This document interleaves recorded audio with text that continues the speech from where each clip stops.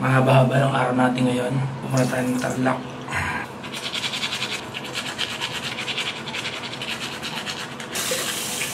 Alright, people. Pupunta tayo ng Tarlac ngayon kasi couple of weeks from now, pupunta ako at saka yung dalawang office mate sa Singapore. Yung isa sa amin, wala pang passport. So nag-online kami sa DFA at ang pinaka nakuha naming schedule na pinakamalapit ay sa Tarlac.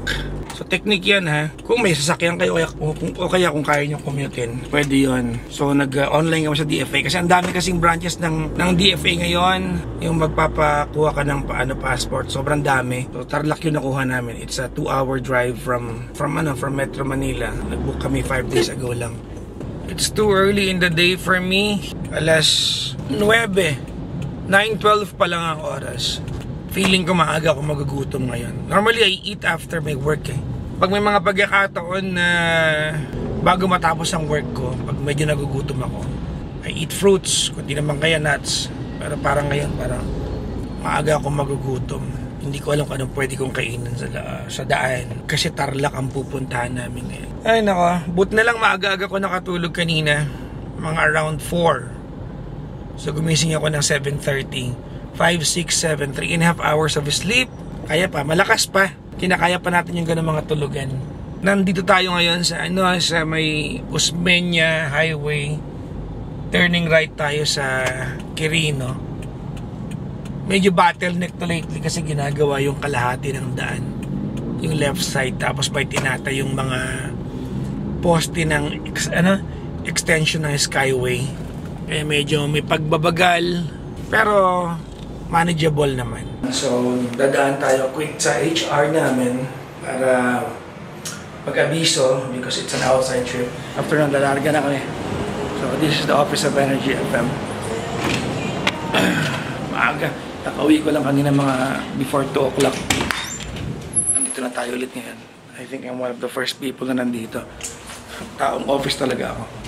Alright, pupunta kami ng Tarlac ngayon. Kasamahan namin si Hepe, yun nasa likod dahil in couple of weeks time pupunta kami Singapore at wala pa siyang pasaporte. So ako ang designated driver na yan. Dahil si Sir Cliff ay nagdala ng kotse. Alam ko yung style ni Sir Cliff yan eh. Hindi dinala yung Civic niya para ako mag-drive. Tara na. We are 1 hour away sa aming pupuntahang DFA branch sa may Walter Mart sa may Paniki, Tarlac. Pupunta kami ng Paniki guys at hahanapin namin si Batman. Dahil taga doon siya. Si Batman nakatira sa Paniki, Tarlac. Alam niyo naman, di ba? Si Batman ay taga Paniki. Dahil ano ba ang Tagalog ng Bat? Paniki. Taga saan ka si Robin? Medyo nakakaantok din na guys. Nakakainggan yung umidlip. Kulang tayo sa tulog. Pero buti na lang, tibay-tibay ang katawan natin. Yan ang lagay ng trapiko. Nakikita nyo ba? Ganda ng panahon, no? Diba? Hindi gaano mainit ngayon eh. Parang hindi gaanong malapit sa haring araw ang Pilipinas ngayon. Nag-day off si Satanas. Wala siya sa Pilipinas kasi diba nung mga nagdaang mga araw ang init, pero ngayon parang hindi gaano. At least dito kasi mapuno, diba? Mabukid, mapuno. Sa Maynila mainit, pero kanina pag-alis namin hindi naman gaano. We need to be there by 2 PM. So according to Google Maps, mga around 14 past 1, mga 1:14 makakarating kami doon sa aming destination. So we have enough time. Andito na kami sa Walter Mart sa may Paniki, Tarlac. At si Hepe ang kukunan namin ng passport. Dito lang kasi bakante. Yung mga malapit sa Metro Manila walang slot. So lumabas kami ng Maynila. So hanapin namin ngayon dito saan yung DFA. Nagtatanong na sila. Kaliwa daw.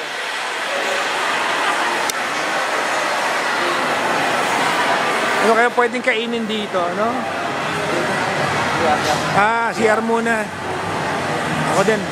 CR din muna tayo. So, hirap na hirap kami hanapin yung CR dito. Apparently, yung mga pinuntahan namin CR ay sarado. Isang piraso lang. So, yung next CR is on the other side of the mall. You have to walk all across the mall para mapuntahan siya. Ito yung DFA dito sa may Walter Mart Paniki, guys. Yan.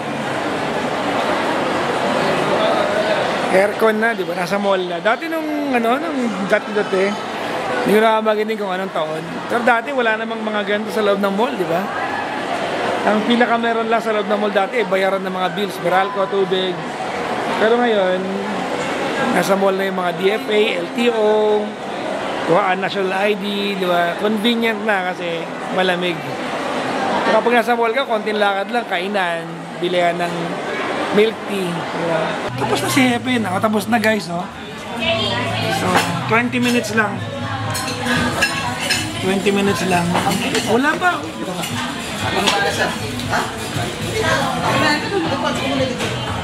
Bis matapos ha. Pag nandito ka sa ganitong restaurant, pwede mong pa-customize yung pagkain. So pag nandito ako, ang pagkain ko ay oil pasta, walang butter, kasi butter ang pinangluluto ng mantika.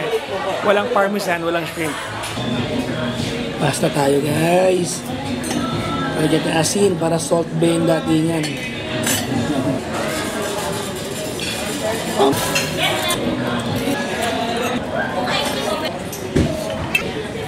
Tapos na kumain. At pabalik na kami ng Maynila. Very quick ha. Ang oras ay 2:40 pa lang. So 2:40 ng hapon. Umalis kami ng office ng around 11:30 ata, engineer, no? Parang mga 11:30. So 2:30 para mga 2:40 na. So very quick yung aming naging biyahe.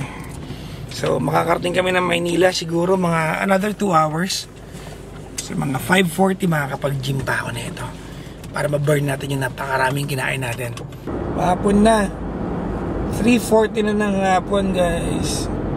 Maluwag naman yung kalsada. Kasi kanina on the way to Tarlac, ang sikip na ito eh. Oo, yung kabilang side, which is ito na ngayon. Ang sikip nito kanina, ngayon ang maluwag na. Banayad na yung takbo natin. Ang ETA natin ay 5 o'clock, halos yung punto, sa office ng Energy FM. So makakapag-gym pa ako. I have 1 hour to be in the office para mag-update ng mga dapat gawin. As by 6 PM, mag-gym tayo. Inabot na kami ng ulan guys. Ayan. Ang lakas ng ulan doon. Nasa toll gate kami ngayon. Medyo hindi gumagalaw. Totoo nga yung sumpa, no?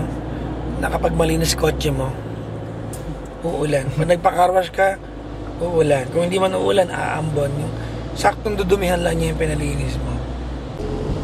Yan.